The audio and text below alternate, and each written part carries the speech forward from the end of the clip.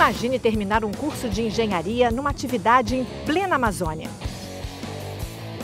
Encontrar soluções de baixo custo para as demandas das organizações militares da região.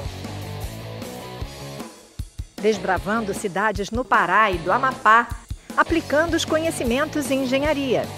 Conhecer de perto as necessidades da tropa que atua na selva. E ainda ter a oportunidade de ver de perto o encontro das águas do Rio Negro com o Rio Solimões. Montagem de rede, obtenção de fogo, técnica de sobrevivência. Pode não parecer, mas os alunos do IME estão aqui para aprender um pouco mais sobre engenharia. A temperatura aqui na floresta amazônica está aproximadamente 30 graus, mas a sensação térmica é muito maior por causa da umidade do ar. Então vocês devem estar se perguntando por que eu estou com manga comprida. É que os militares aconselharam a gente a cobrir a maior parte do corpo. Isso porque os mosquitos transmitem muitas doenças, algumas bem graves. É o caso da malária, doença parasitária que causa febre alta, calafrios e pele amarelada. Mas para se ter uma noção da dimensão da Amazônia, só olhando do alto. Então, vamos lá?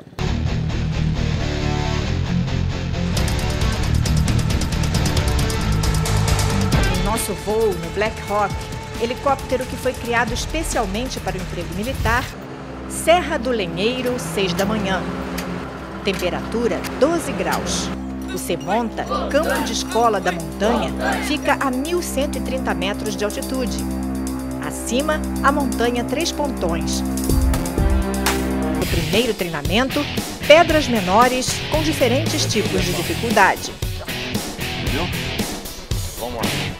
As primeiras pedras apresentam essas marcações em vermelho. Elas servem para mostrar onde ficam as agarras para as mãos e os apoios para os pés. Isso nas primeiras pedras, porque depois não vai ter mais marcação alguma. O gasogênio surgiu no Brasil durante a Segunda Guerra Mundial. Com a falta de gasolina, muita gente converteu os carros para funcionar com gasogênio. Fazer um carro como esse nos dias de hoje é um desafio para os alunos do IME e também para a equipe do Parque Regional de Manutenção 12. Enquanto isso, os alunos de Engenharia de Fortificação e Construção e Engenharia Química vieram conhecer um paiol. Eles ficaram observando tanto a estrutura quanto a segurança do local. O mundo de cálculos do IME foi substituído por um treinamento físico intenso e põe intenso nisso. Só aqui na área de Educação Física da AMAN, os alunos passaram por vários desafios, todos eles com cordas. Ao todo, foram aproximadamente 60 alunos do terceiro ano de todas as especialidades em engenharia.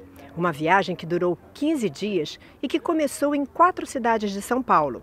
Lá, o foco foi a Base Industrial de Defesa. Depois, os alunos vieram aqui para Santa Maria, no Rio Grande do Sul, conhecer organizações militares e a Universidade Federal de Santa Maria. Sempre de olho no que há de mais moderno em tecnologia e ouvindo as necessidades da tropa no que diz respeito ao engenheiro militar. O principal objetivo do Centro de Instrução de Blindados é formar oficiais e sargentos das Forças Armadas nacionais e internacionais. Ao todo, desde 1996, 4.175 militares passaram aqui pelo CEIBLIND fazendo cursos e estágios. Com isso, eles propagam os conhecimentos adquiridos aqui em suas próprias organizações militares. Depois de conhecer o pavilhão, uma foto oficial e 4 perguntas para os alunos. Quem acertasse iria ganhar um passeio de blindado. E a aula ganhou ares de competição. Afinal de contas, não é apenas colar um palito no outro. O objetivo da atividade é construir uma ponte muito resistente, capaz de suportar grandes pesos. A que conseguir isso será a vencedora. Se o explosor é importado, o custo é alto e a manutenção difícil. Por isso, quando os alunos do IME chegaram aqui em Manaus, receberam uma missão e tanto: criar um explosor com tecnologia nacional e mais, com todos os produtos sendo encontrados no comércio local ou na cadeia de suprimentos do Exército. O objetivo do torneio é incentivar os alunos à prática esportiva, mas mais do que isso, é promover a integração dos 2 institutos que são referência na qualidade de ensino do Brasil. Ao todo, foram 70 alunos de todas as especialidades em engenharia. 42 vieram aqui para Manaus e 28 para Belém. Alguns deles foram para outras cidades do Comando Militar do Norte e do Comando Militar da Amazônia. Durante todo o período da Operação Ricardo Franco, eles desenvolveram mais de 30 projetos. Ao todo, são mais de 10 iniciativas, dentre elas a participação dos alunos do IME em manobras com cadetes da AMAN. Pesquisas serão realizadas em conjunto. Os alunos do IME vão poder fazer projetos de engenharia aqui na AMAN, enquanto que os cadetes poderão participar da Operação Ricardo Franco, projeto do IME na região amazônica. Depois da proclamação da República, a casa teve seus altos e baixos. Foi abandonada, restaurada, depois virou residência oficial para os ministros da guerra. Esse túnel fica bem embaixo da casa. É uma espécie de passagem secreta. Quem passava por aqui, qual o motivo, ninguém sabe. Mas os pesquisadores acreditam que o próprio Dom Pedro I usava este túnel para chegar nas grandes noitadas promovidas pelo Chalaça. O fato da casa ter pertencido a um personagem tão questionável talvez seja o motivo de não existir nenhuma documentação sobre ela. Não há plantas, registros históricos, nada que conte o que exatamente aconteceu aqui. Um mistério que deve ficar para sempre. Um engenheiro definiria a janela como uma abertura ou vão na parede que serve para iluminar ou ventilar o ambiente. Mas para os escritores e poetas, a janela é muito mais do que isso. É um objeto de inspiração. Afinal, como disse Mário Quintana, quem faz um poema abre uma janela.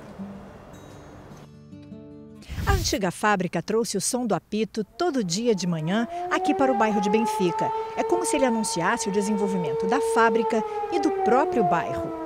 Hoje, a fábrica Juiz de Fora já se consagrou como referência nacional em produção de munição de armas de grosso calibre, ou, como o pessoal aqui costuma dizer, em produção de defesa.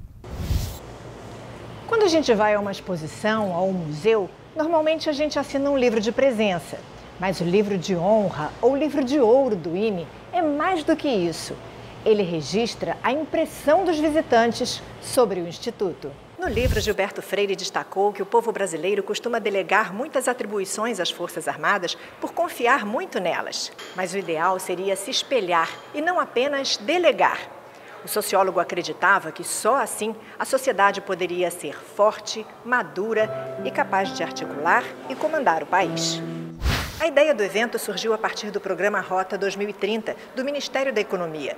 O objetivo desse programa é incentivar o setor automotivo, inclusive com redução de impostos de importação. Para comemorar os 225 anos, o Instituto Militar de Engenharia também organizou uma exposição com obras de Frank Schaeffer, engenheiro e professor que dedicou 56 anos de sua vida ao Instituto e era um artista de mão cheia. Ele estaria completando 100 anos se estivesse vivo. O território brasileiro precisa ser protegido dessas ameaças que são reais. Além disso, a segurança é um direito do cidadão brasileiro previsto na Constituição. E por falar em ação, que tal um drone com piloto automático e com a repórter pegando carona na câmera dele? Os alunos programam um drone para fazer um determinado percurso, e isso sem usar controle remoto. O Cisfron foi criado para fortalecer a presença do Estado na fronteira, que tem quase 17 mil quilômetros de extensão. Ao todo, são 11 estados brasileiros fazendo fronteira com 10 países. Monitorar tudo isso não é uma tarefa fácil. Além de ser possível simular diferentes situações, aqui o militar vai poder se preparar para testes e provas de tiro. Agora é a vez da quarta revolução industrial, ou como ficou conhecida, Indústria 4.0, uma fusão dos mundos físico, digital, biológico, um mundo de avanços tecnológicos na área de inteligência artificial, impressão 3D, internet das coisas e muito mais. A Indústria 4.0 não é algo do futuro. Essa revolução já começou. Apesar de parecer novidade, inteligência artificial é algo bem antigo se levarmos em consideração a ideia de filósofos gregos. Não, eles não pensaram em sistemas de computadores, é claro, mas eles imaginaram uma inteligência não humana que pensasse por conta própria. Uma pesquisa feita por uma empresa de soluções de segurança na internet revelou que os golpes mais comuns nas redes de computadores são os roubos de dados pessoais e senha, número de cartão de crédito ou documento e vazamento de informações confidenciais. Além disso, o mundo digital é constantemente atacado por vírus e malware. Numa guerra como a Segunda Guerra Mundial, havia muitos militares em campo de batalha. Mas esse cenário deve ficar cada vez mais raro. Com o avanço da tecnologia, entram em cena novos elementos. Já que muito do que fazemos vai ser realizado com o auxílio da inteligência artificial, os especialistas na área da educação afirmam que devemos investir em duas coisas: formação e desenvolvimento de habilidades. A Internet das Coisas, ou IoT, sigla em inglês, nada mais é do que conectar as coisas à internet. Numa casa, por exemplo, a tranca da porta, a iluminação, eletrônicos, eletrodomésticos como fogão, geladeira, cafeteira, tudo pode ser ligado, desligado ou programado pelo celular ou por comando de voz. Se faltar alguma coisa na geladeira, ela avisa. Se quiser, ela pode até entrar em contato com o supermercado. A Base Industrial de Defesa Brasileira é formada por instituições públicas e privadas. Elas são responsáveis pelo desenvolvimento, produção e logística da tecnologia militar, prática comum em outros países. Essas empresas promovem a inovação na área militar para o Brasil conquistar mais autonomia na oferta de bens e serviços e, com isso, garantir a defesa nacional. Por isso, a base de defesa garante que as Forças Armadas busquem soberania tecnológica. Daí a importância de se promover o fortalecimento da indústria nacional de defesa. E é exatamente isso que está sendo desenvolvido em Santa Maria.